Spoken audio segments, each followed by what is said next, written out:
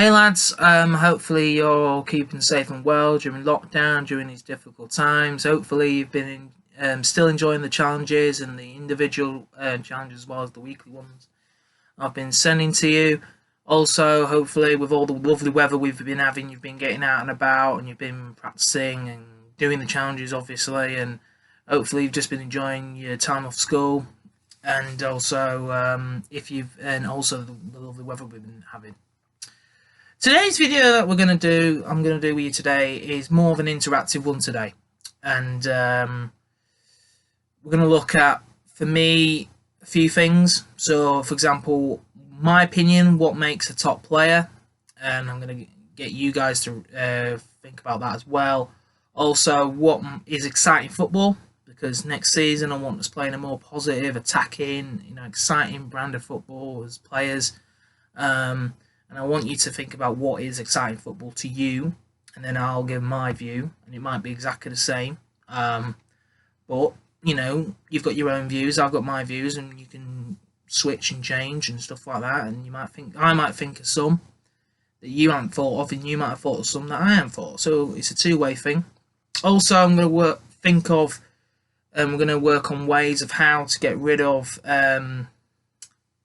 bad emotions in a game. And when we have bad thoughts in the game, we're going to explain some methods of how to overcome these and what they're actually called. I'm going to use an abbreviation for them.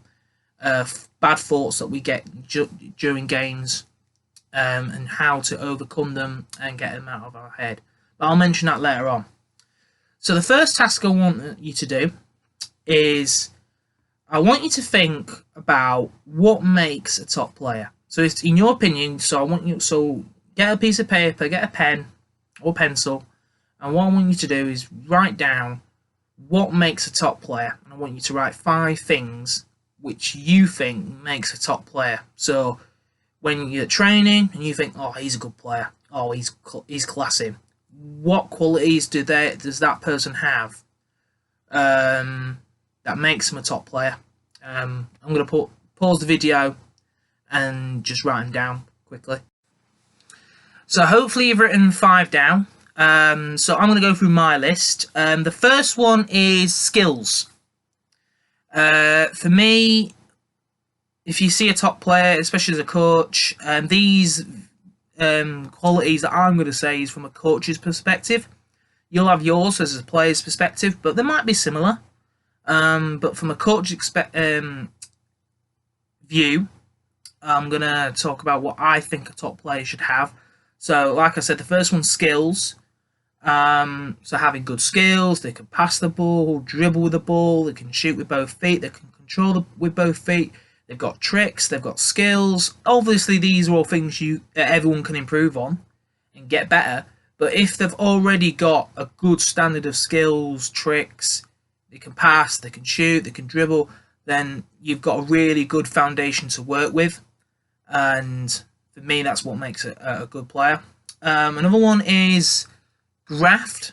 So grafting, top players are the ones who work hard for the team and never give up and never, give in when it's been a bad result, or if the team's playing poorly. They always want to work hard. They always want to try and win the ball back. They always want to get on the ball and try and run the game and try and get their team back into it. And they're telling other players, don't give up. We can win this, and having that toughness inside them. And I think that's what separates good players from top players who have that graft and who have that nitty gritty personality, who just will not accept defeat. And that's the type of, that's what makes a top player. Another one is coachability, which means basically where you're coachable. You can take in information, you can take feedback and put that into practice. So some players are not coachable. They don't listen to what the coach is saying. They think they're always right. What they're doing is the right thing, even though they're doing the wrong thing. But their coaches are trying to tell them how to improve, and they're just saying, "No, I don't want to listen to you." That's not a top player. Top players take in advice. Ronaldo, Messi, Salah, Mane. If you watch Manchester City, Aguero, Bernardo Silva, Sterling, especially Sterling, listening, from Pep Guardiola, Salah and Mane at Liverpool. You know, they listen to Klopp, they listen to their coach. How can I get better?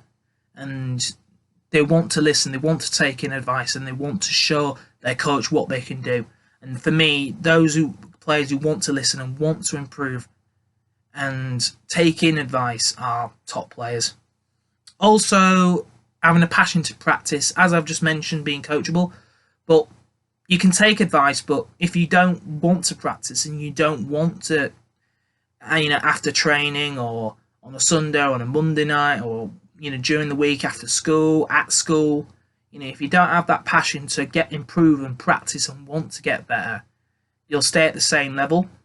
And for me, those who want to get better and those who have a passion to practice an hour a day, 2 hours a day, 3 hours a day.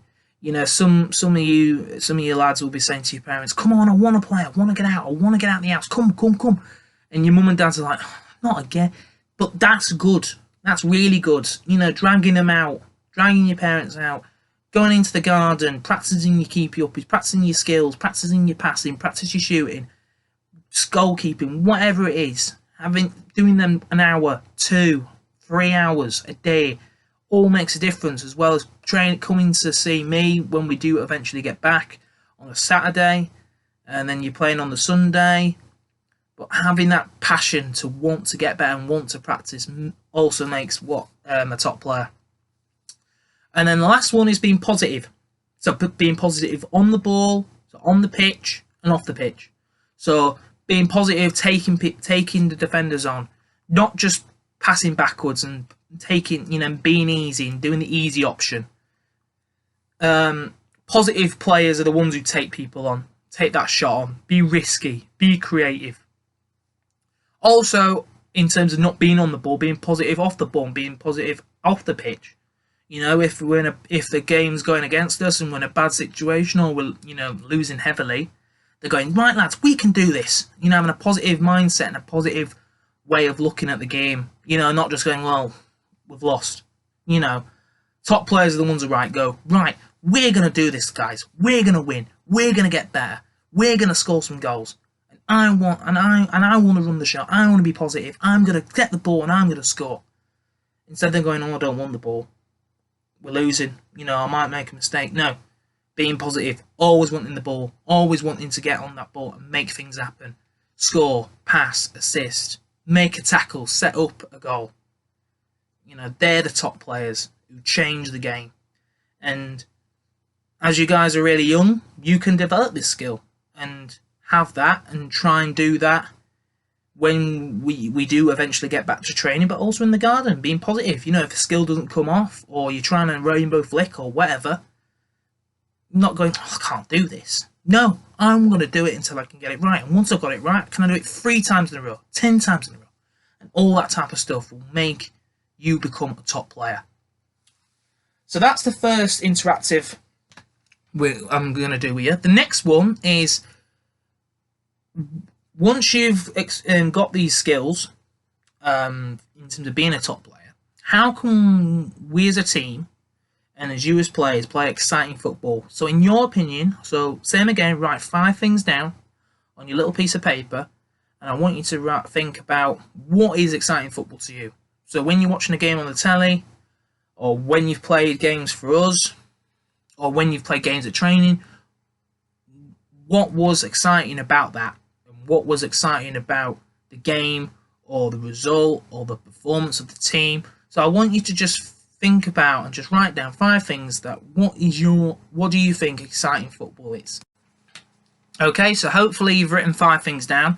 And also with these little breaks and these little interactive activities, you can have a little break, because sometimes your mind's so focused on what I'm saying, you might need a little switch off. So take as much time as you need in terms of writing, your answers down or whatever, but do it in your own time. So, what is exciting football? Now, for me, 5 things that I thought of in terms of what I want to see as a coach. Obviously, you might, as a player, you'll have your own perspective on what is an exciting football, or what is an exciting player, or what is an exciting game. So mine is goals. Football matches are all about goals, scoring more goals than the opposition, playing attacking football. The aim of football, and there's always been, score more goals than the opposition, and that's my philosophy.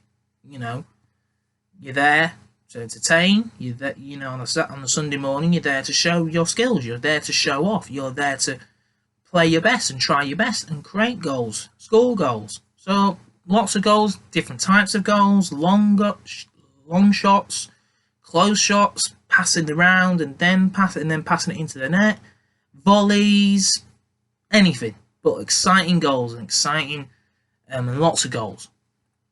The next one is skills. So players coming out with amazing skills.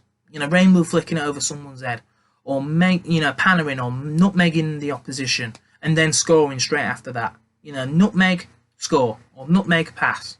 That's exciting. It lifts your teammates because they're thinking, "Cool, look at that player," and the opposition are going, "Woo, he's a good player." And hopefully, when you're doing the weekly challenges and the individual ones, you're getting skills and using your skills to try and nutmeg opponents and practicing that in the garden.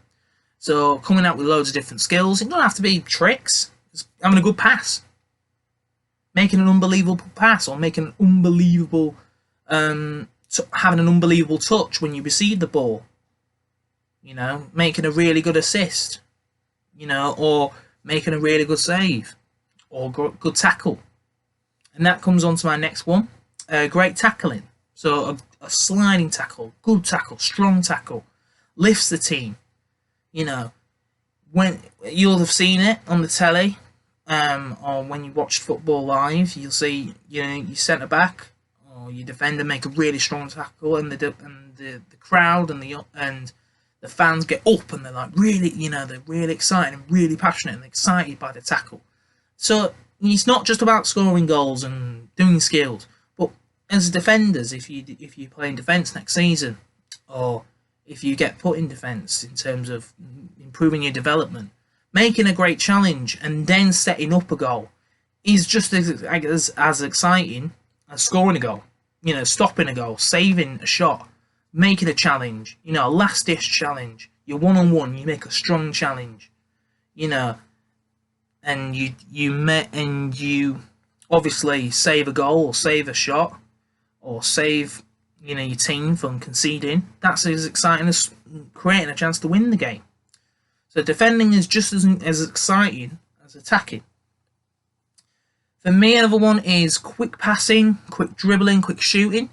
So if you play slow, it's predictable. The defenders can get the other team and the opposition can get into position and get into the shape, and they can read you. But if you're playing quick, like a ping ball machine, it's really quick passing, or you're running at someone really quickly.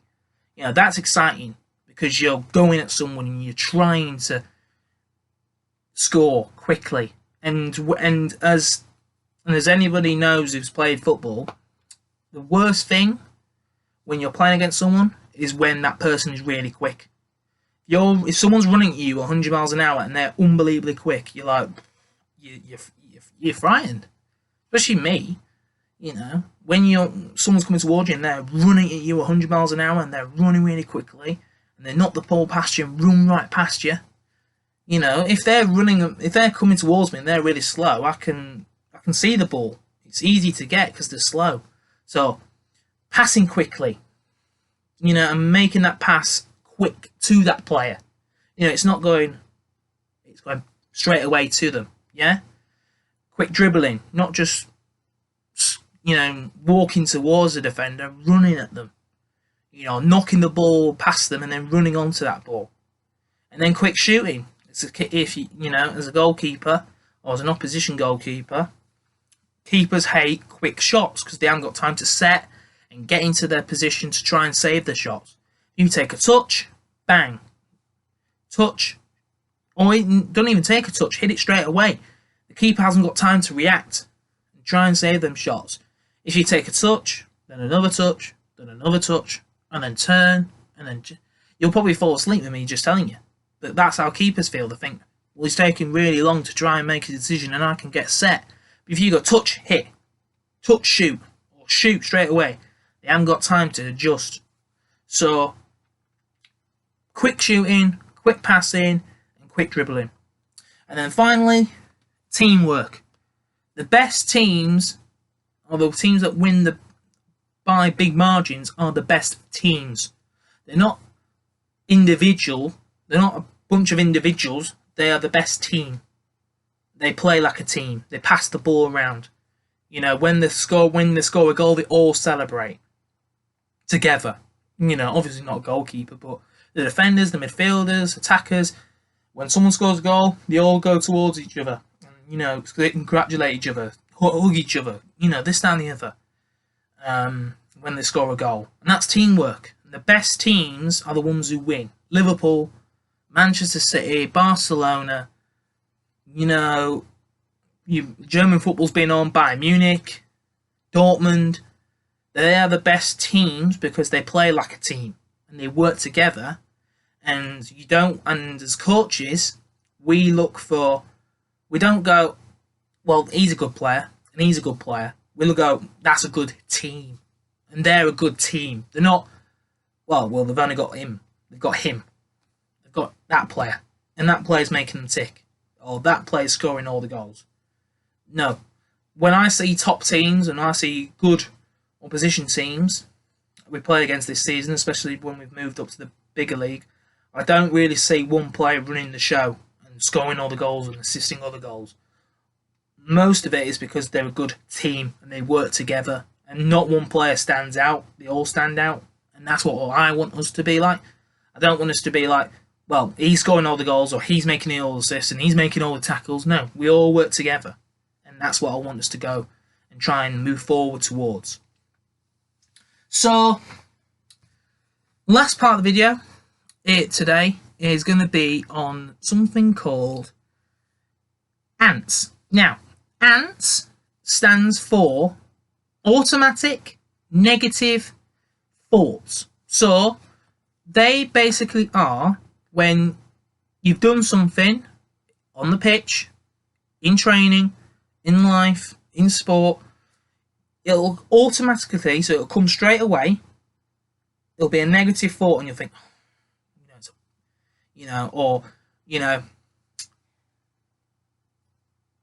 for example, we lost the penalty shootout at goals. If we have another penalty shootout, an automatic negative thought would be, oh, well, we lost our last penalty shootout, we're going to lose this one. That's an automatic negative thought because it's come to you straight away and you thought, penalty shootout again, we're not going to win this one. No. What we do with ANTS is we crush them. We crush our ANTS, we crush our automatic negative thoughts. And basically, when we do have ANTS, now you'll say to me, Lee, you can, I have these ANTS and I have these automatic negative thoughts. Okay, but he's telling me to crush them and stamp them out, and they're not there. But how? How can I get rid of them, Lee?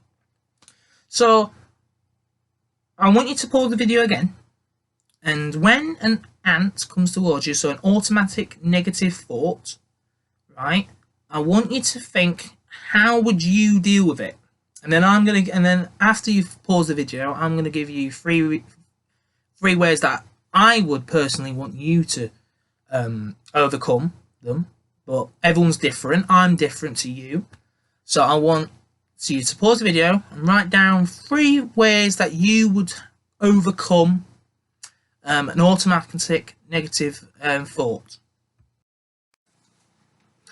Okay, so hopefully you've written some methods and some strategies to overcome ANTS, and they are individual to you. I'm not going to tell you how to overcome them because everyone's different, and everyone's their own person, so you'll have your own way. But I'm just going to tell you, if you have struggled to think of anything, you could use the suggestions I'm going to give to you now. First one is that it's an automatic negative thought. Now, a thought is not a fact.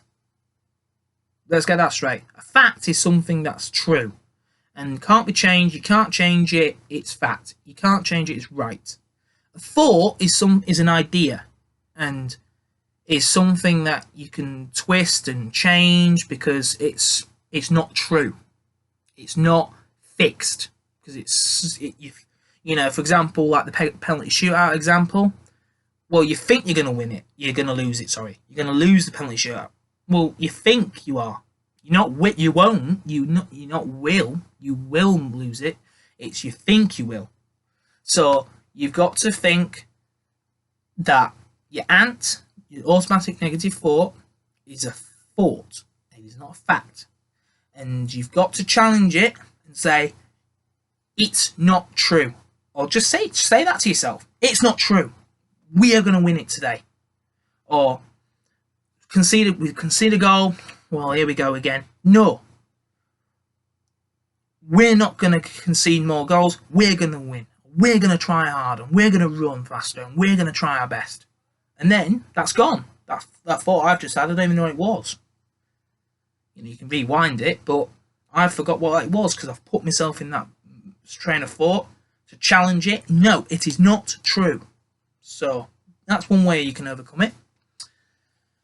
You can also, for those who are more visual learners, so you like to see things when you're learning, or those who have to process things or learn by writing things down, write yourself a little journal. So get like a notepad, and after a match or just during the day, you might have an automatic negative function. So when you have so when you have an ANT, write that down, and then once you've written your ANTs down, your automatic negative thought,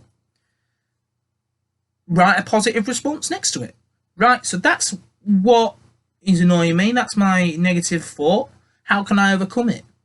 Write a solution, write a response, and do that response. And then have a record.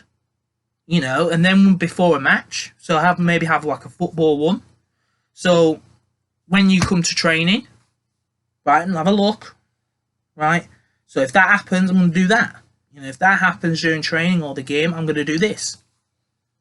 And then it's visual. You can see it. It's permanent. It's there.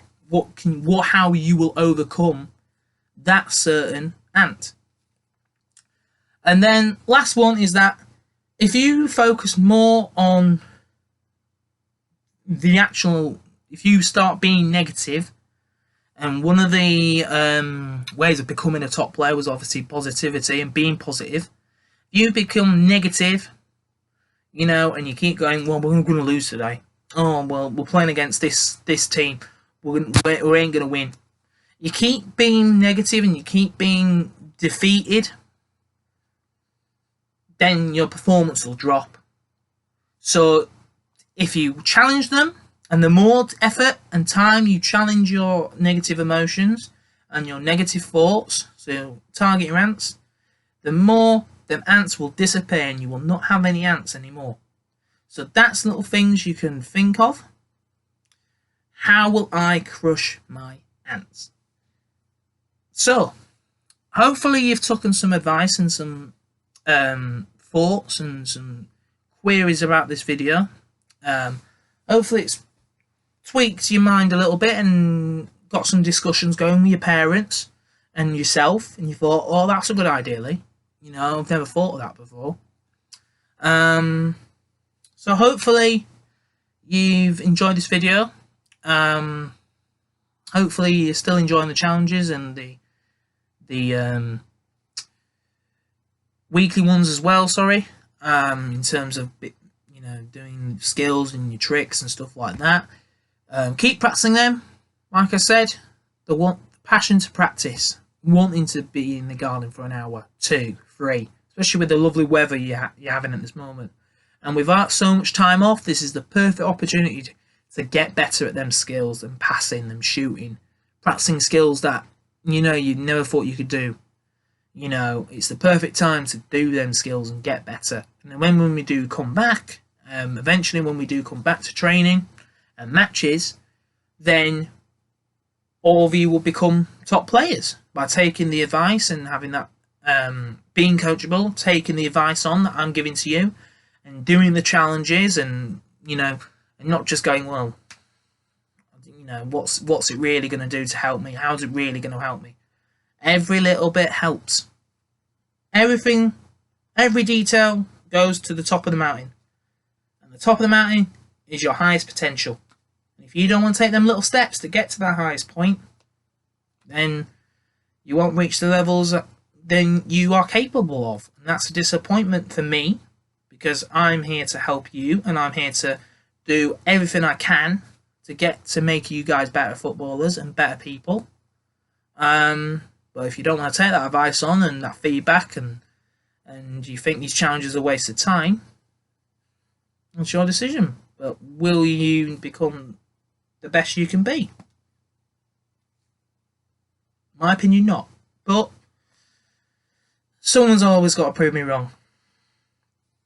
Anyway, so hopefully, like I said, keep practicing, keep improving, keep trying your best. It'd be great to see some videos of you guys playing, doing some skills. I've had some great feedback and some great videos from parents already, and especially from Krish, Will, and Woody. I've seen some really good videos of them doing skills and doing the challenges. Credit to you guys, fantastic. And also, like I said, keep safe, keep well, and hopefully I'll see you guys sooner rather than later. And yeah, just enjoy the lovely weather we're having, and see you next week.